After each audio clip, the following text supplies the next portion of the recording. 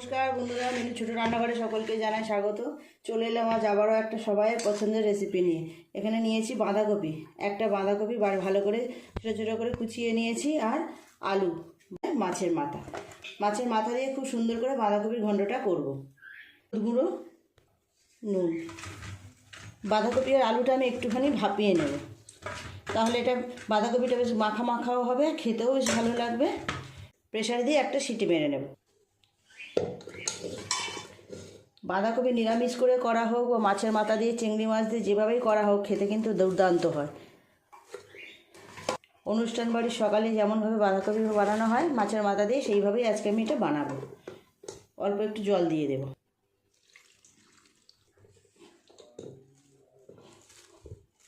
একটা সিটি দিলেই হবে। তেল দিয়ে দেব। বাঁধাকপিটা সিদ্ধ করে জল ঝরাতে দিয়ে দিয়েছি। তেল গরম হয়ে গেছে। মাছের মাথাটা সাইজটা কিন্তু বেশ ভালোই আছে। 1 কিলো 300-400 ওজনের মাছ ছিল। মাথাটা বেশ অনেক বড়। উল্টে পাল্টে খুব ভালো করে মাছের মাথাটা ভেজে নেব। একটু গুঁড়ো করে দেবো এইভাবে, ভাজাটা তাহলে খুব ভালো হবে। মাছের মাথাটা খুব ভালোভাবে ভেঙে এইভাবে ভেজে নিয়েছি, তুলে নেব।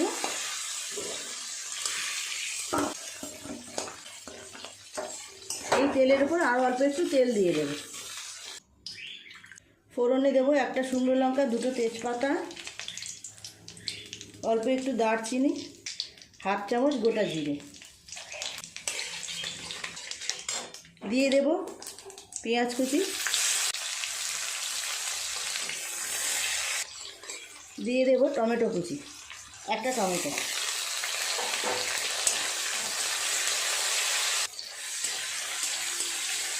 পেঁয়াজটা ভাজা ভাজা হয়ে গেছে, এর উপরে দিয়ে দেবো আদা রসুন বাটা 1 চামচ পরিমাণ। একটু নেড়ে চেড়ে নেব। নেড়ে চেড়ে আদা রসুনের কাঁচা গন্ধটাও কাটিয়ে নিয়েছি। পেঁয়াজ টমেটো খুব ভালোভাবে গলে গেছে। এর উপরে বাকি মশলা দিয়ে দেব। দিয়ে দেব নুন স্বাদ মতো, হলুদ গুঁড়ো দেবো 1 চামচ পরিমাণ, লঙ্কা গুঁড়ো দেবো 1/2 চামচ, জিরের গুঁড়ো দেবো 1 চামচ, দিয়ে দেব এই ছোটো চামচের 1 চামচ চিনি। একটু মিষ্টি দিলে তরকারি স্বাদ কিন্তু খুব ভালো আসে। খুব ভালো করে মশলাটাকে কষিয়ে নেব। খুব ভালো করে মশলাটাকে কষিয়ে নিয়েছি 2-3 মিনিট সময় নিয়ে। এরপর দিয়ে দেবো সিদ্ধ করে রাখা বাঁধাকপি আর আলু।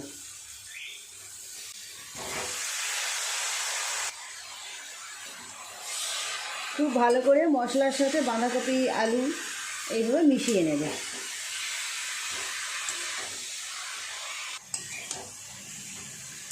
একটু সময় নিয়ে খুব ভালো করে এইভাবে মশলা আর বাঁধাকপি নেড়ে চেড়ে নেব।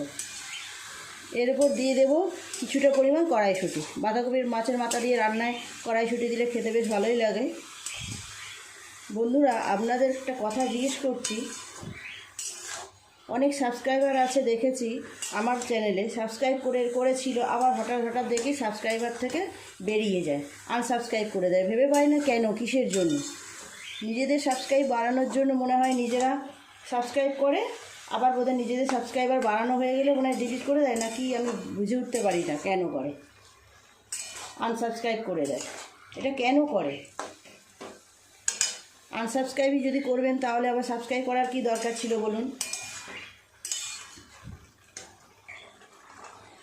আপনাদের সাথেও কি এরকম হয় যেমনটা আমার সাথে হয়, সাবস্ক্রাইব করে আবার আনসাবস্ক্রাইব করা? জানাবেন তো বন্ধুরা অবশ্যই কমেন্ট করে। এইভাবে বেশ কিছুক্ষণ ধরে এখন নেড়ে চেড়ে কষিয়ে নেব। দিয়ে দেব ভেজে রাখা মাছের মাথাটা খুব ভালো করে গুঁড়ো করে নিয়েছি।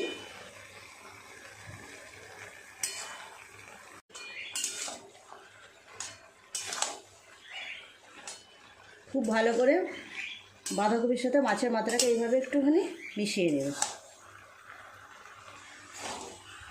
মাছের মাথা দেওয়ার পর খুব ভালো করে বাঁধাকপির সাথে মাছের মাথা এইভাবে নেড়ে চেড়ে একটু মিশিয়ে নিয়েছি। আর জল দিয়ে দেবো অল্প করে, খুব বেশি জল দেব না।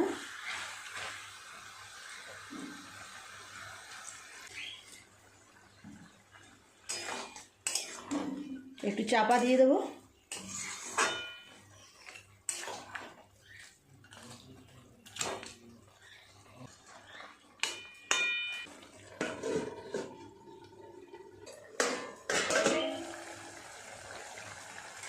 বেশ কিছুক্ষণ এইভাবে চাপা দিয়ে রেখেছিলাম।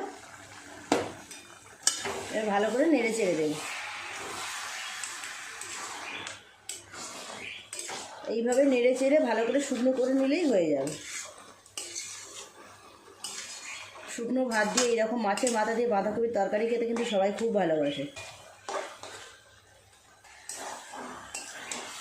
অনেকটা রস শুকিয়ে গেছে, আরও একটুখানি শুকনো হলেই নামিয়ে নেব। এইরকম রেসিপিগুলো জল থাকলে ভালো লাগবে না, একটু শুকনো শুকনো হলে খেতে বেশি ভালো লাগবে। কত সুন্দর ঘাঁটা ঘাঁটা হয়েছে দেখুন। বাঁধাকপিগুলো যদি আলাদা করে সিদ্ধ না করে নিতে গোটা গোটা থাকতেও ভালো লাগবে না। যেটা যেরকম হলে ভালো লাগে, এইগুলো এরকম মাখা মাখা হলেই বেশি ভালো লাগবে। খুব ভালো করে বাঁধাকপির ডালনাটা শুকনো শুকনো করে নিয়েছি, এবার নামিয়ে নেব। আর একদম রস নেই, এই দেখুন একদম শুকনো শুকনো হয়েছে। এইরকম শুকনো শুকনোই খেতে ভালো লাগবে। অন্য জায়গায় নামিয়ে নেব।